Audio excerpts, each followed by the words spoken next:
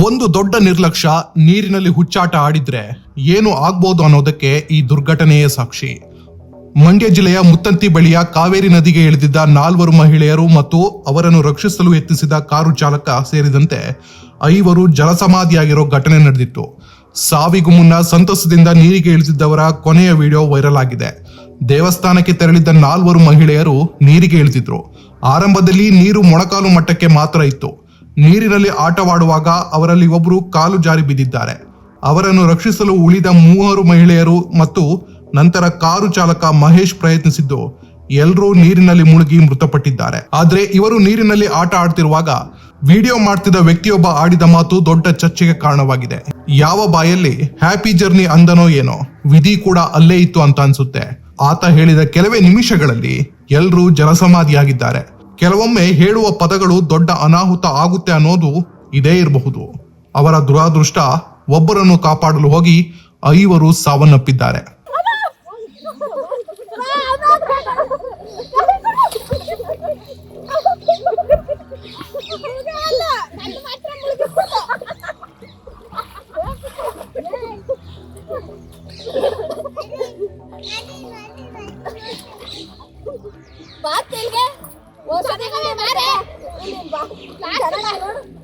ಮುಂದಕ್ಕೆ ಹೋಗಮ್ಮ, ಏನು ಸ್ಮೆಲ್ ಇರಲ್ಲ. ಮುಂದಕ್ಕೆ ಒಂದು ಸ್ಮೆಲ್ ಇರಲ್ಲ. ಕಾಲು ಬಿಗೆ ಮುಡಿಕೆ ಹೋರಿ, ಅವಾಗ ಹಳ್ಳ ಸಿಕ್ಕ ಗೊತ್ತಾಗುತ್ತೆ. Happy journey.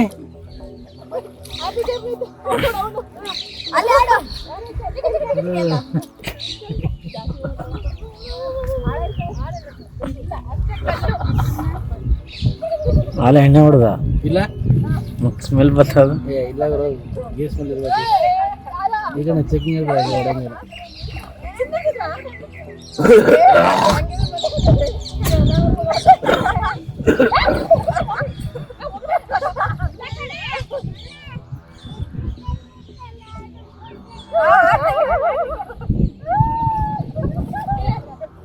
ಇನ್ನು ಇವರು ಜಲಸಮಾಧಿ ಆಗೋದನ್ನು ನೋಡಿದ ಇವರ ಸಂಬಂಧಿ ಪ್ರತ್ಯಕ್ಷದರ್ಶಿ ಕಣ್ಮುಂದೆ ತಮ್ಮವರನ್ನು ಕಳೆದುಕೊಂಡು ಕಣ್ಣೀರು ಹಾಕ್ತಿದ್ದಾರೆ.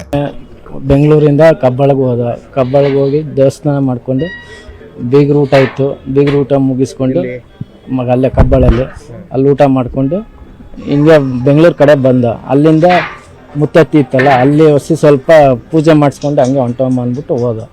ಅಲ್ಲಿ ಕಾವೇರಿ ನದಿಯಲ್ಲಿ ಹೋಗಿ ಪೂಜೆ ಮಾಡಿ ಮುಖ ತೊಳಿಕ್ಕೆ ಹೋಗಿ ಕಾಲು ಜಾರಿ ಹಂಗೆ ಆಟ ಆಡ್ತಾ ಕಾಲು ಜಾರಿ ಬಿದ್ದು ಎಲ್ಲ. ಎಷ್ಟು ಜನ ಬಂದಿದ್ದಾರೆ? ಒಟ್ಟು 6 ಜನ. ಏನೇನಾಗಬೇಕು ನಿಮಗೆ? ನಮಗೆ ಅಕ್ಕ ಒಬ್ಳು, ಮನೆಯವ್ರ ವೈಫ್ ಒಬ್ಳು, ಮಗಳೊಬ್ಳು, ಮತ್ತು ನಮ್ಮ ಅಕ್ಕನ ಮಗಳು, ಫ್ರೆಂಡ್, ಕಾರ್ ಡ್ರೈವರ್ ಮಾಮೂಲಿ. ಅವ್ರ ಕಾರ್ ಡ್ರೈವರ್ ನಿಮ್ಮ ಫ್ರೆಂಡ್ ಅವರು? ಹ್ಞೂ, ಫ್ರೆಂಡ್. ಏನಾಯಿತು ಅವಾಗ ಟೈಮಲ್ಲಿ ಅಂತ? ಅದೇ ಬಿದ್ದೋದ್ರಲ್ಲ, ಆವಾಗ ನಮ್ಮ ಫ್ರೆಂಡ್ ಕಾರ್ ಡ್ರೈವರು ಎಳಕ್ಕೆ ಹೋದ್ರು. ಎಳಕ್ಕೆ ಹೋದಾಗ ಹಿಂದೆ ನಾನು ಮುಳುಗ್ಬಿಟ್ಟಿದ್ದೆ.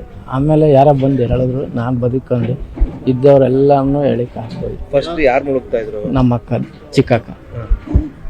ಆಟ ಆಡ್ತಾ ಇರ್ತಾರೆ 4 ಜನ. 4 ಜನ. ಹೆಂಗಾಯ್ತು ಅದು ಪೂಜೆ ಮಾಡುವಾಗ ಪೂಜೆ ಮಾಡ್ಬಿಟ್ಟು ಹೋಗಿ ಅಲ್ಲಿ ಆಟ ಆಡ್ತಿದ್ರು.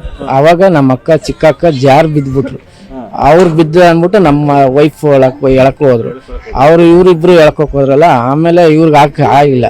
ಆಮೇಲೆ ಫ್ರೆಂಡ್ ಇದ್ರಲ್ಲ ಮಹೇಶ್, ಹೋಗು ಅಂದ್ಬಿಟ್ಟು ಹೋದ. ಅವಾಗ ಮಹೇಶ್ ಹೋದ, ಅವನ ಕೈಲೂ ಆಗ್ದೋಯ್ತು. ಆಮೇಲೆ ಪಾಪನ ಹಿಡ್ಕೊಂಡು ಇದ್ದ. ಆಮೇಲೆ ನಾನು ಪಾಪ ಕೈಲಿ ಮೊಬೈಲು ಎಲ್ಲ ಕೊಟ್ಬಿಟ್ಟು ನಾನು ಹೋದೆ. ನಾನು ಮುಳುಗ್ಬಿಟ್ಟೆ. ಆಮೇಲೆ ಅಲ್ಲಿ ಮೀನು ಹಿಡಿತಿ ಹಬ್ಬ ಒಂದು ಹೇಳಿದ ಸೇವ್ ಮಾಡಿ. ಅದು ಹಳ್ಳ ಆಗಿತ್ತ ಏನೋ ಗೊತ್ತಿಲ್ಲ, ನೋಡಿಲ್ಲ ನಾನು. ಇಷ್ಟೇ ಐತದ ಸರ್ ಮಂಡಿಗಂಟು. ಅದು ಕಾಲು ಜಾರಿ ಬಿದ್ದದ್ರಿಂದ ಹಂಗಾಗಿದೆ. ನಾವು ಜಯ ಬೇಡ್ರಳ್ಳಿ, ಚನ್ನಪಣ್ಣ. ನಾವು ಕೂಲಿ ಕೆಲಸ ಮಾಡೋದು. ಸೊಪ್ಪು ತರಕಾರಿ ಮಾಡ್ತೀವಿ. ಈಗಿರೋದು ಅಲ್ಲೇ ಬೆಂಗಳೂರಲ್ಲೇ ಇದ್ದದ್ದು.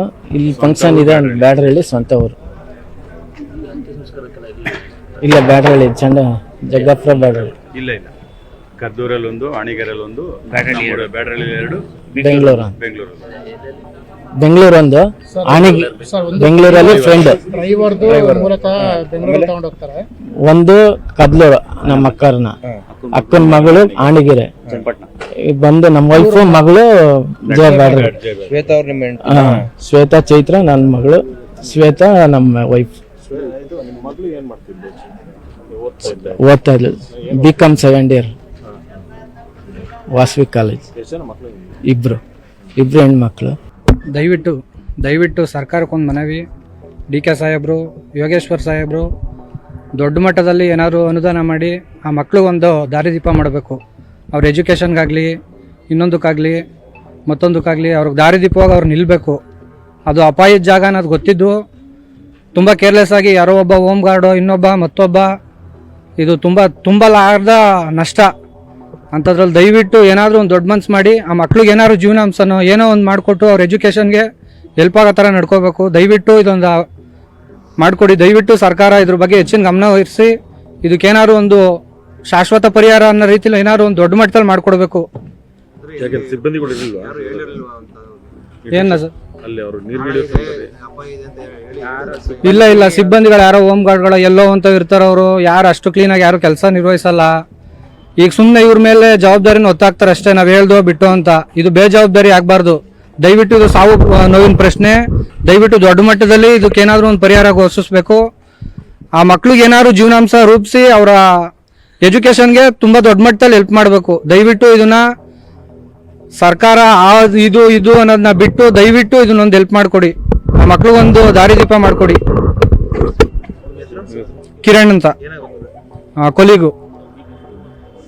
ಹಾಂ, ಇದು ಆಕ್ಚುಲಿ DK ಶಿವಕುಮಾರ್ ಕ್ಷೇತ್ರ ಸರ್ ಅವ್ರದ್ದೇ ಆಗಿರೋದ್ರಿಂದ ತುಂಬ ದೊಡ್ಡ ಮಟ್ಟದಲ್ಲಿ ಏನಾದರೂ ಒಂದು ಹೆಲ್ಪ್ ಮಾಡಬೇಕು. ಮಕ್ಳಿಗೆ ಎಜುಕೇಷನ್ ಒಂದು ದಾರಿದೀಪ ಮಾಡಿಕೊಡ್ಬೇಕು ಅವರು.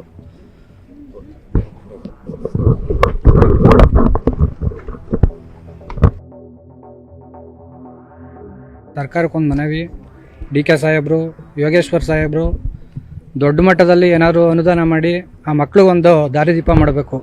ಅವ್ರ ಎಜುಕೇಷನ್ಗಾಗಲಿ, ಇನ್ನೊಂದಕ್ಕಾಗಲಿ, ಮತ್ತೊಂದಕ್ಕಾಗಲಿ ಅವ್ರಿಗೆ ದಾರಿದೀಪವಾಗಿ ಅವ್ರು ನಿಲ್ಲಬೇಕು. ಅದು ಅಪಾಯದ ಜಾಗ ಅನ್ನೋದು ಗೊತ್ತಿದ್ದು ತುಂಬ ಕೇರ್ಲೆಸ್ ಆಗಿ ಯಾರೋ ಒಬ್ಬ ಹೋಮ್ ಗಾರ್ಡೋ ಇನ್ನೊಬ್ಬ ಮತ್ತೊಬ್ಬ, ಇದು ತುಂಬ ಲಾರ್ದ ನಷ್ಟ.